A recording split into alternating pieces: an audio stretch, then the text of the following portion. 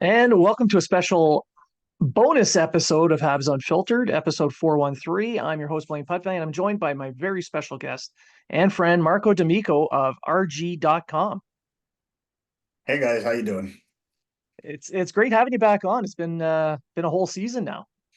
Yeah, I mean, it's a lot has happened. It's obviously been, an interesting time to cover the Montreal Canadiens in general, just because let's face it, between the way the season ended last year, setting up the 2024 NHL draft, and the way things have gone so far this year, there's a lot to talk about. There's been a lot to talk about. Yeah, especially in Montreal. Absolutely. And I feel like it's, where the way that things are being set up right now, there's going to be a lot of interesting conversation and analysis, which is normal when you get to this point in a rebuild. I think that's the key. But I think this is the more interesting time because this is where problem solving really comes into the situation. Because it's always easy to be like, oh, this is what the Canadiens lineup is going to look like in 5 years. But when some players don't start developing the way that you would like, well, now you have to have, you put your thinking cap on, how can we plug this hole or how can we improve in this area? And I think that this is the part of the rebuild that some may find annoying, but I find rich in conversation and exchange of ideas. Well, and it's also in the meat of it too. It's at the beginning stages, everyone knows exactly what needs to happen and there's no issues and everyone's happy to see the start of it. But we're at the point now where people are starting to make to have expectations, and the players aren't quite meeting those. But it's not by any fault of their own. It's just the way the work progression works with these things. Yeah, I mean, there are a lot of things holding back this team that were predictable. I mean, they have the most uh inefficient bottom six, I would say, in the NHL in terms of how much they're being paid versus the output. Obviously, at the moment of this recording, Christian Dvorak, I think, has like 5 points in his last 6 games. So I'm probably going to eat those words. But I mean, in general, in terms of the way that they impact the game, outside of Brendan Gallagher, Yeah. Jake Evans on a defensive side of things, you're not really getting strong value out of your bottom six. And as of late, not on their second line either. So there's obviously depth issues there, and there's an inexperience issue on their blue line. And then there's what's going on with Sam Montembeault this year. There's a lot of things going on with this team that need to be talked about and a lot of bases that need to be covered. But I think they're going to continue to evaluate this as we go, and we're going to continue to talk about it throughout the year. Oh, guaranteed. And the best part of all this is also how the work of other GMs is going to factor into what the Canadians do. And this is me tying in as a segue to the latest thing that came out of RG.com, your website. There was an interview with Jim Birger with Yep. Craig Conroy. So he gave him some pretty good tidbits of information there that'll really affect the Canadians. Absolutely. I mean, it's no secret right now that the Calgary Flames are playing well over what everybody expected. And, I think right now they're 13th in the Yeah. league. It may change by the time this comes out. But obviously in the top half of the NHL standings, which I don't think many people saw them doing. Um, Now you're looking at a team that wants to add as opposed to sell off. A lot of people were looking at those rosters thinking, hey, Kuzmenko is a pending free agent. There's Rasmus Anderson, who's got a year left after this year. Those are interesting candidates for trade. We heard Nazem Kadri's name in trade discussions over the summer. And it turns out that, in fact, they would rather go the other way and add age-appropriate players. What does that mean? It means they're looking for a Kirby Doc, Alex Newhook type trade. That's what they're looking for. I don't think they're looking for those players, but they're Mhm. looking for those kinds of trades, and they'd be willing to move a first round pick. The problem is all of the first round picks that they have currently in their possession, because they still don't know which one they need to give to Montreal. But Yep. even New Jersey's is tied up in conditions where if New Jersey is, I believe, a bottom 10 team, they get the Yep. 2026 first. So they can't even trade that away without putting an additional condition on the pick, which a team might not want. And then when it comes to the Monahan trade, Craig Conroy on record saying the Monahan trade is what's actually making things difficult because both Calgary and Florida's first are tied up in those conditions. Yeah. And where they and Florida finish in the standings this year impacts where those picks will be. So they don't even know which one to trade. And the thing is, and this is the beauty of it, well, for Canadians fans anyway, in terms of the hilarity of it all, is right now with the Flames being where they're at in the standings, the Canadians would get the 19th or 20th overall pick. Things are going to fluctuate this season. They just lost Anthony Mantha for the year. We'll see if they make a trade in that sense. But you're looking at Florida. Florida's at the top right now, top five team in the NHL. I don't think anybody's surprised. So they're more than likely going to be there. So if the Canadians are to get Calgary's pick, it's because Calgary didn't finish in the bottom 10, because it's probably going to be the better pick of the two. Calgary knows this, but they can't Yeah. just trade Florida's yet because you don't know what's going to happen, right? It could be that their fortunes inverse. Bobrovsky, knock on wood, is out for the season all of a sudden, and then Florida's kind of, looking at Spencer Knight going, save us. Things Yeah. can change, right? And we've seen this throughout the season.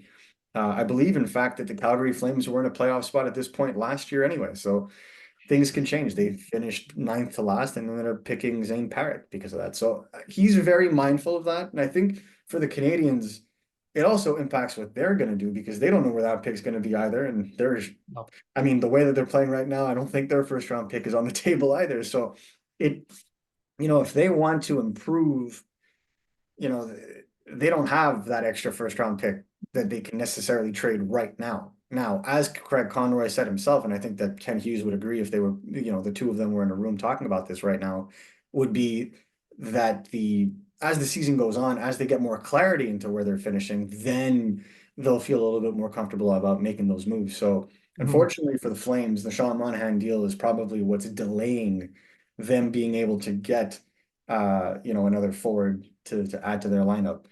Conroy did mention the possibility of trading some of his 2026 first round picks, but again, we've of trading a first round pick a year too early. I think the San Jose Sharks kind of regretted a little bit gifting Tim Stützle to the Ottawa Senators in exchange for Erik Karlsson. So Yeah.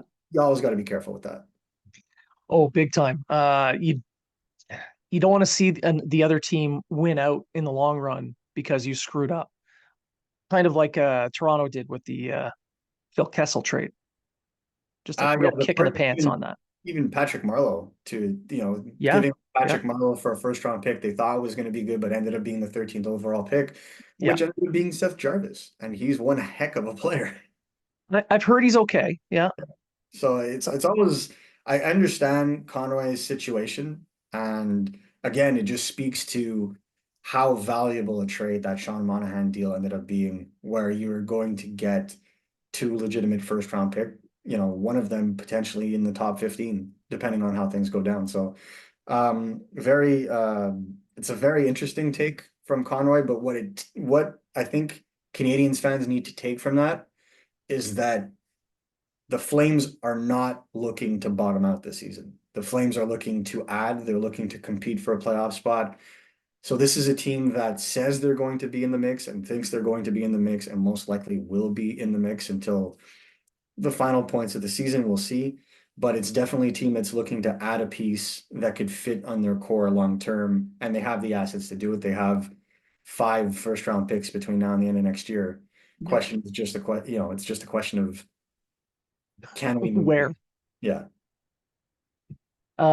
No, it's really, really interesting to see what they're going to do because everything that the Canadians are going to do next year or over the summer is going to flow off of what happens right now with Conroy. Uh, we're with Mantha out for the whole year. Now he's stuck needing to get another player up front when he was already going to be looking for more scoring to begin with. Mhm. So if they could limp their way to say the last position in the playoffs or just miss, I think Montreal's looking really, really good with 2 top 15 picks Mhm. in this year's draft, which is going to be very deep this year, not only in centers, but with winger scoring wingers as well.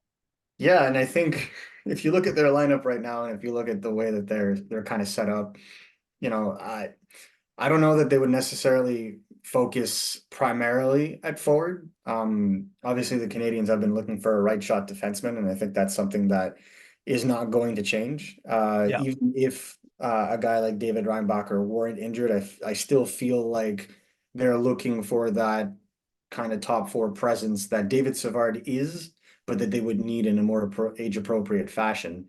So they're, it wouldn't be solely that, but I definitely agree with you in terms of the center depth of this draft. I mean, I'm gonna be frank, I haven't watched as much as I have in the past, but from what I have watched, you're looking at, James Haggins right now at BC. That looks like a top six center for sure, if not a first line center, almost guaranteed at this point. You look at Michael Misa, currently playing center right now for the Saginaw Spirit, looking really good. Roger McQueen, before his injury, was looking very solid as well for his 6'5" pivot. And the list goes on. Elliot Desnoyers is doing fantastic things in the queue right now. And the list continues to go on. Anton Frandell in Sweden, Yeah. now he's back to health. There's a lot to like in this draft. It does not have, in my opinion, the Bedard. I think Haggins is a smidgen of a step under Celebrini, in my opinion, in terms of Mhm. being that dual threat. I think Celebrini being, having that scoring ability to go with the playmaking is what made him that complete center. But I still do see a lot of Jack Hughes and James Haggins. So if the Canadians were ever so lucky to pick first overall again, almost like the Devils did when they picked Jack Hughes, I think they would be very lucky. But if there was a year to pick a center where it wouldn't be a reach, I feel like this is the year. So it depends on what the Canadians want to do.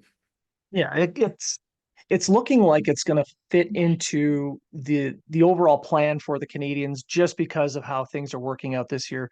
And again, pure luck on their part, and depending on where they land with their picks, we'll see what happens. But Conroy's decisions will play a factor in this. Yeah. Uh, Even a late first round pick is still pretty solid. They can still use that to get a roster piece if they really wanted to I would be by the shocked NHL if they draft. I would be shocked if they used it, to be honest with you. The Yeah, second, I would be shocked if they used it as a to draft a player. I think given the situation right now, given the fact that they thought that they were going to be in the mix and they don't look like they're going to be, of course, the season is not even a quarter of the way through. A lot can change, but it doesn't look like it in the moment. And their lineup right now is what it is. Injuries outside of Patrick Laine haven't really hit at this point. So we'll yeah, see what happens, and we'll knock on wood for the team and for the fans especially. But you don't know what's going to happen. So because of the way that things have started, because of all the question marks and the ifs and the that, I wouldn't be surprised to see that pick traded when the time comes in June because it just makes too much sense. And from what we already found out, the 21st pick came very close to being traded as well because they needed, and they've identified that they absolutely need to bolster their forward core significantly in order to keep up with the rest of the division and the conference because yeah, outside of Demidov and Cole Caulfield's goal scoring specifically, there is a lack of elite top end, like top 10 talent. yeah. So if they're able to go and get that this year, that'll help them, but they're going to look to do that by trade as well. Yeah, with the top 10 pick this year, they should be able to add a piece that fits that mold. But with 7 picks overall in the top 3 rounds, they'll have the assets to go after an established piece as well. Mhm. Um, but everything depends on where they finish this year, and part of that will fall onto coaching.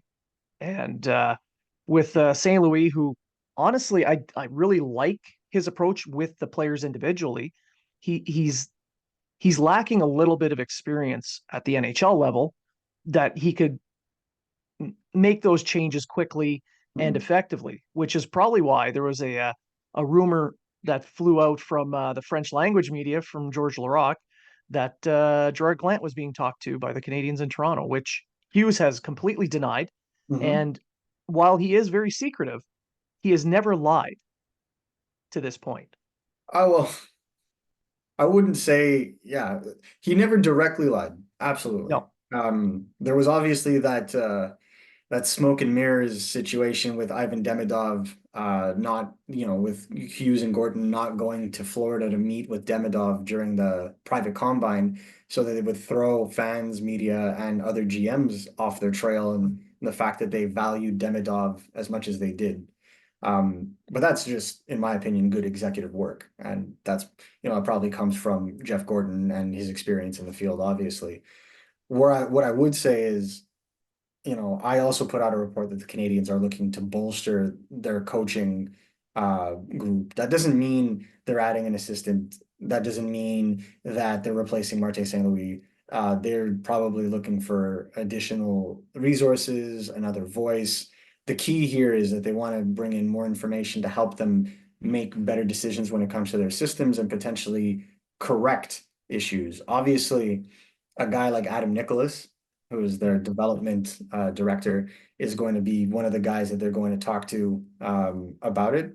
And according to Hughes himself, that's who they were actually having supper with in Toronto, not Gallant.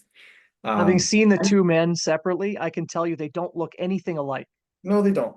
No, they don't. And I mean, look, that's fine. And it's unfortunate that it played out that way, but I'm not gonna be the one to dunk on George Larac. I've made my fair share of shots and misses, unfortunately, and it happens in the world of journalism. The importance is to always have a second source in this case. And what we can tell you from a second source perspective is the Canadians are working on internal solutions to improve their systems and unlock the potential of certain players, and they're trying new avenues that potentially they haven't thought of in the beginning, and that's what's bringing them to seek out and talk to other people about this subject. I wouldn't be too surprised though if they would speak to someone on the outside. Hughes is still a lawyer by trade, so Yeah, he said he never him himself never spoke to Gallant. That doesn't mean someone from the organization didn't. look, I think the key point is that they refuted their conversation with Gallant. They Yeah, never refuted looking at an assistant coach. I exactly. think that is the key. And we're not going to play with words. I don't think that it's necessarily worthwhile to dig deeper into it. What I think we should all take from it is the Canadians see that there's an issue, and they're not just going to let it sit and die so that the Canadians just fall into a bottom three position at the end of the season. I think that they still like to see some progress, and if it means that they pick top five instead of top three, so be it for them. But I think the more concerning thing, in my honest opinion, has been the regression from the goaltending. And Yes. obviously, it's not their fault specifically. I think that Samuel Montembeault has been left to dry on most nights. But, I think that when you look at the way that the roster is built, I think Caden Primo, unfortunately, just hasn't delivered what they thought he would be as a backup goalie. And unfortunately, it makes it frustrates a lot of people. I think I'm sure it frustrates Kent Hughes as well, because let us remember that he kept a three goalie rotation Yes, for he did. most of last year just so he wouldn't lose Caden Primo to waivers. Yeah. And now most fans are, hoping that he's put on waivers so that they can go and pick up one of the other goalies that are being put on waivers.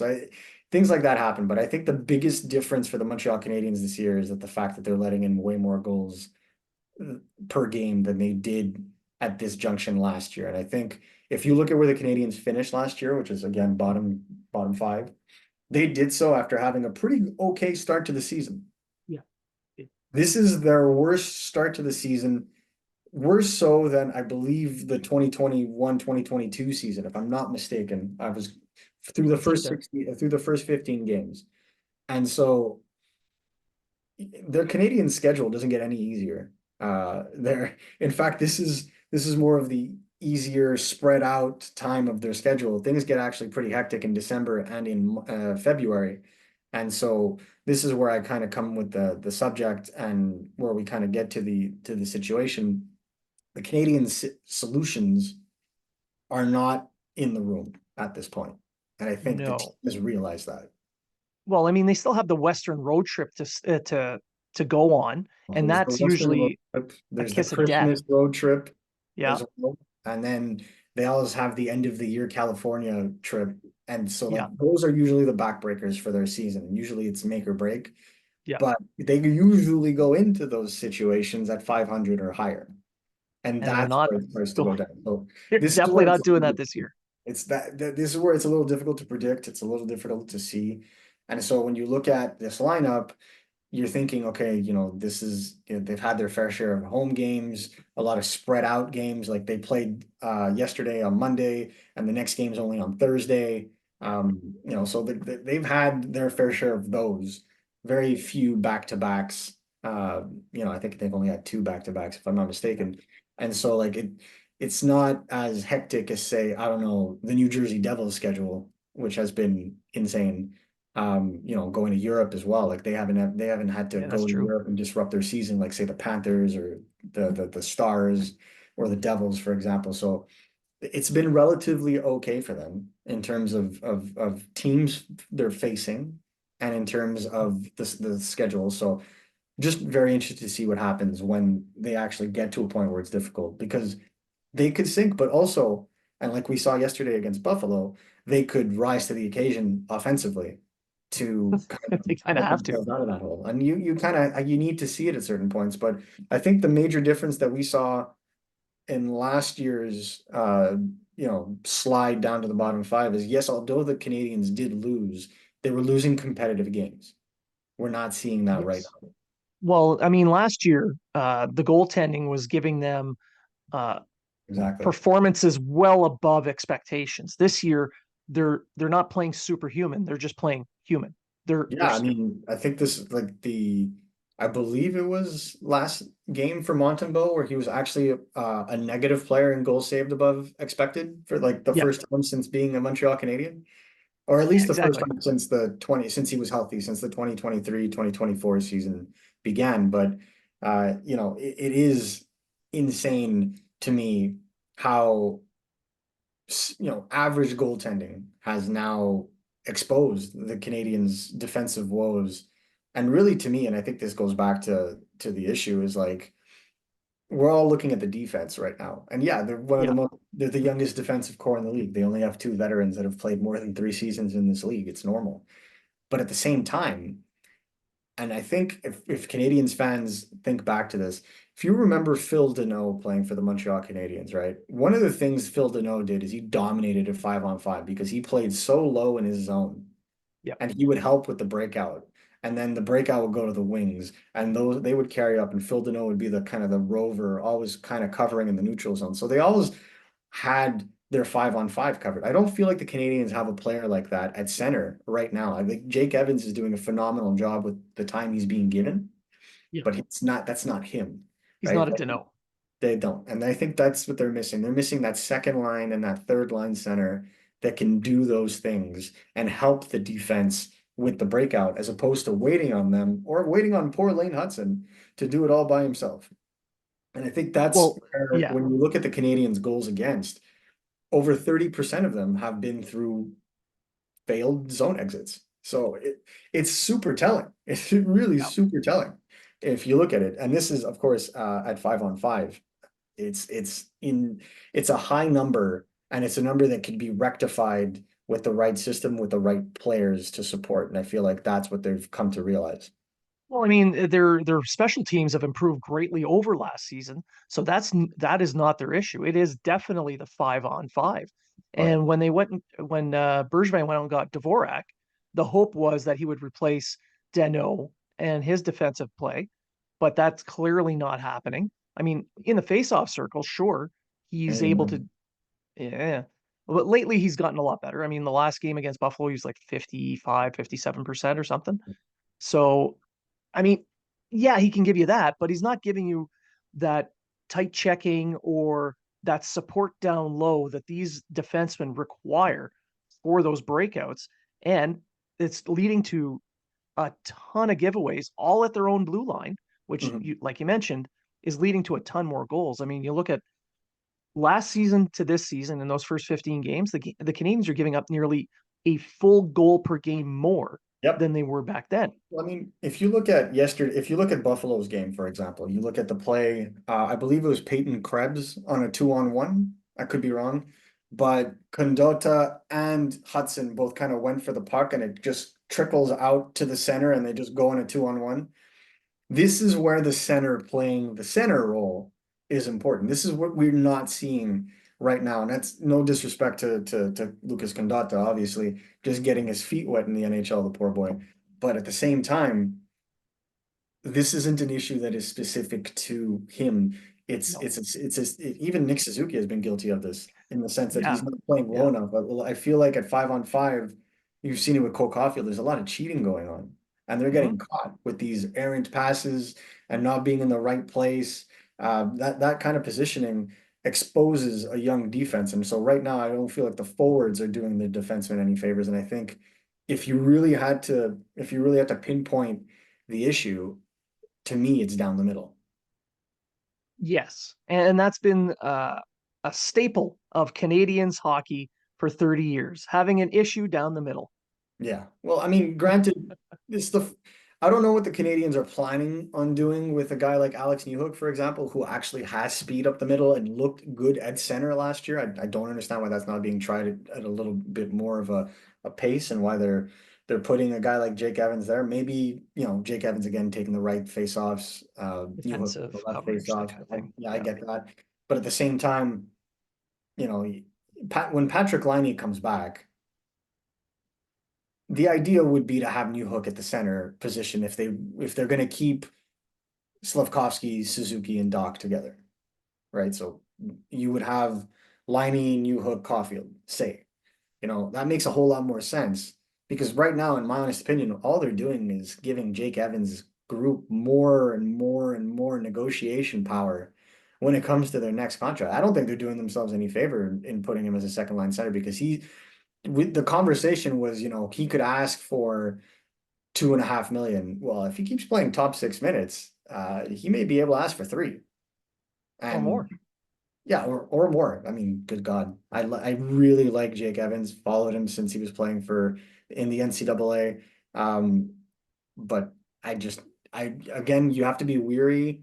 If you're going to spend, obviously spend at center. I always agree with that. But always be weary of those contracts. You look at what you have right now with Josh Anderson. You look at what you have with Brendan Gallagher has been fantastic, but I mean, obviously you're gonna have to play a whole lot to get to a $6.5 million worthiness. But he's definitely since signing that contract, this is the most value he's given, which is fantastic, and I'm very happy for him. And then you have Christian Dvorak or Joel Armia, which is the cautionary tale here, where you don't give in to contract years. So I feel like, one problem leads to the other, that leads to the other, leads to the other. I think the core situation is once the Canadians figure out their top their top three centers, I think that's where they're gonna go. From what I've been told and from the conversations I've been having though, the Canadians are very happy with the progress being made right now by Owen Beck. So Yeah, he's looked amazing in Laval. he has in a third line role with consistently changing line mates because Yeah. they're always getting injured. Poor Or guy. called up. Or called up. But mostly, Davidson unfortunately injured, Meshar out, for I think another 5 weeks now. Yeah.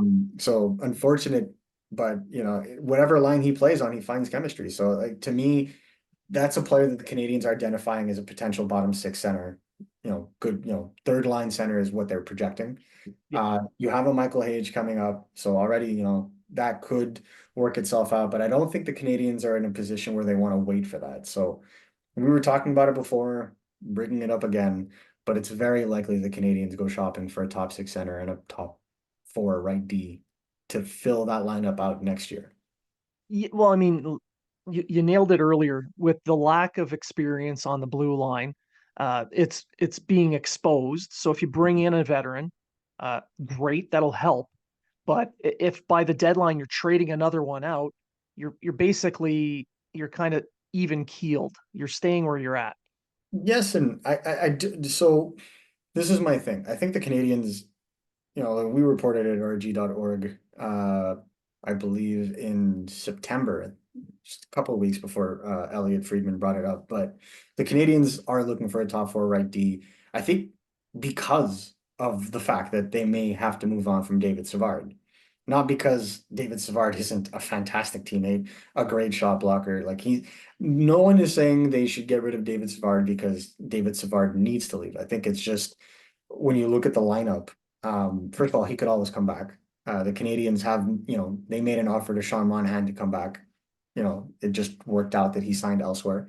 Um, they could always, Sean Monahan, actually, correction, take that back. Sean Monahan did come back, and Yeah, they almost he did. tried to get him back again this summer. So it's just a question of timing. But if you look at a guy like David Savard and you look at the young players you have coming up, you also want to be fair to all parties involved. David Savard playing at this stage right now, how long can he continue playing those kinds of minutes with his age and the style that he plays? Because he is Yeah. a warrior out there, and unfortunately, that's going to take its toll at some point.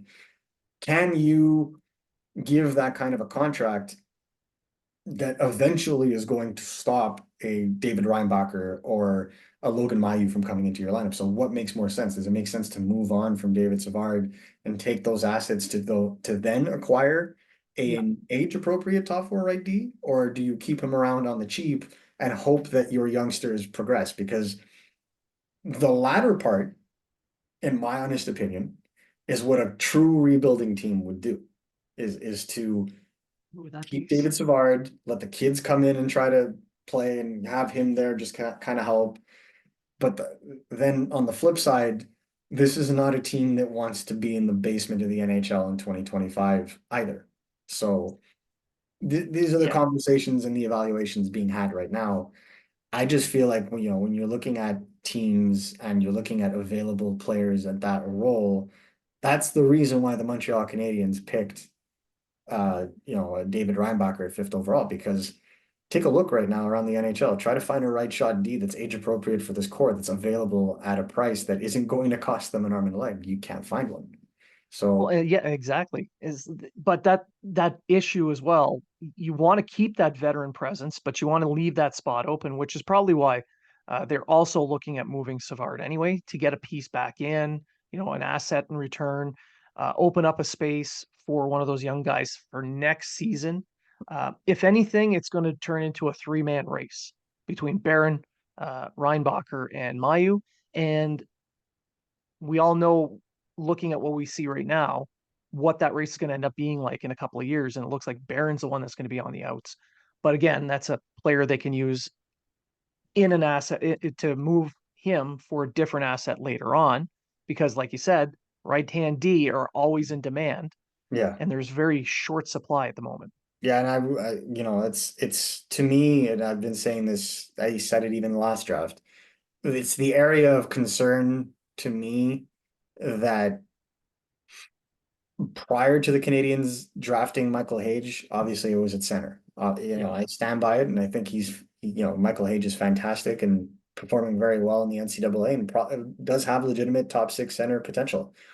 But then right shot D is there's so many ifs. Like if Logan Mailloux can shore up his defensive game, if Justin Barron can play with more assertiveness, if David Reinbacher can come back and not miss a beat after having such a significant injury to a knee that we've seen, just looking at Kirby Doc right now could have a disastrous impact on the quality of play and kill your momentum. Like, so will he come back and be just as good, or will it take him some time to get back into it? So you have all these ifs, and then some people may say like Bogdan Konushkov in Russia. Well, that's 2 years away at the earliest, and he's kind of feeling not very loved by the Canadians right now. So there's a lot of ifs. So I feel like the Canadians understand that and they're going to address that. And for them to address it, I don't think that they're going to address that kind of a need at the draft. No. They may address it at the draft, but they won't address it by drafting Yeah, exactly. the piece. I think that they want a solution that's going to come in much faster than that. So that's why I'm thinking that, when you look at the way that they're building and the timeline that they've set up and the way that they talk, the disappointment of not being in the mix this year, I think is going to make them more aggressive for, again, as we say from the beginning, age appropriate assets that they can plug into their lineup and that are going to be around for a while. Yeah, I'm pretty sure they're willing to spend the assets. They've got a plethora of assets to Oh yeah. use to fill this gap. I mean, tons of picks, a ton of prospects. I mean, they're obviously going to be as judicious as they can. Yeah. But any defenseman between the ages of 24 to 28 that fit their need, they will spend on if they feel like that player fits. Yeah, exactly. And I feel like, the dream types of players, like you have to look for key opportunities, right? Like you look at right now, you look at Noah Dobson in the New York Islanders. Like if the New York Islanders decide to blow it up and start a rebuild because, well, it's the New York Islanders, um, that's a player, for example, that the Canadians would be, uh, I would say, well positioned to throw the farm at. That would make sense to throw the farm at. And I feel like that's a player that can play left, can play right, but is stronger on the right somehow. And really is that kind of player. Rasmus Anderson, again, we spoke about him before. Calgary's looking to re-sign him, so we'll see what happens with that. But if he's ever made available, that's a player the Canadians are probably going to want to look at. There's a lot of options, and so I feel like when you look at those championship teams, they all have the can't miss top end defensemen. Um, with irony and potential devil's advocate being the only exception was the Florida Panthers. But I You could personally believe argue that Eklund kind of was there. yeah, to me, Ekblad is not Sorry, a Ekblad, yeah. yeah, he's there, but not to me. I think Forsling is the most underrated defenseman in the NHL. So to me, he is the top defenseman, and I feel like Okay. that was what was underrated. And you have a crew with Ekblad and Montour and Oliver Ekman-Larsson. That together made a top end top four, which is what the Canadians need, in my opinion, to go. And there's a lot of ifs. There's a lot of potential that they're banking on. You look at Lynn Hudson, obviously great potential. Caden Gooley looks like he's playing much better this season, despite playing on his offside, which is also a problem. Uh-huh. Looking good, so you're seeing a lot of growth in in these areas, which is going to allow them to make decisions. But at the end of the day, it's still a little bit of an issue to me and to them, the amount of ifs that they have at a time where they're looking for a little bit more definitive in the rebuild. And I agree completely. And on that note, I wanted to say thank you very much for coming on to the show. And we can go on for hours about this stuff. We really could. Um, and maybe one of these days we'll do a free flowing thought experiment on YouTube later on, whenever we all have some more time. I don't want to take up too much of your time now. I know you're busy. So again, thank you so much for coming back. Again, always welcome here. And to our listeners, thank you for listening. And remember, if you're talking about it, so are we.